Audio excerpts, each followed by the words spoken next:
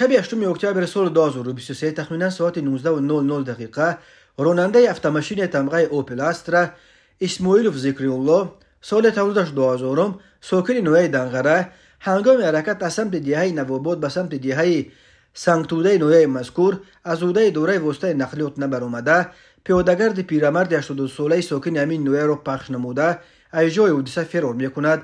در نتیجه پیادهگرد مذکور از ضررهای گوناگون جسمانی برداشته‌اش در جای حادثه به هلاکت میرسد.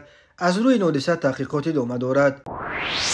به شعبه وزارت کارهای داخله در نوحه عینی با عریضه مرد 51 ساله ساکن نوحه مذکور مراجعت نموده است که شب 7 اکتبر سال 2023 شخص نامعلوم با رای پنهانی از آشخانه شباده واقع در موضع تگاب خوشیکت در کنار شورای دوشنبه خوجند یک عدد تلفن موبیلی تمغه سامسونگ A33 را دزدیده از همیان الکترونی دوشنبه سیتی و امانت بانک به تلفن وصل شده 10200 سامانی را تصرف نموده از جای حادثه غیب زده است. هنگام گذراندن چهاره‌بینی اپراتیوی جستجویی از جانب کارمندان ملیته معین کرده شد که این جنایت مذکور را جوان 26 ساله ساکن شهر دوشنبه صادر نموده است. نسبت گمانبر شونده پرونده جنایتی با ماده 244 قسم 3 کودکس جنایتی جمهوری تاجیکستان آغاز کرده شده تفتیشات ادامه دارد.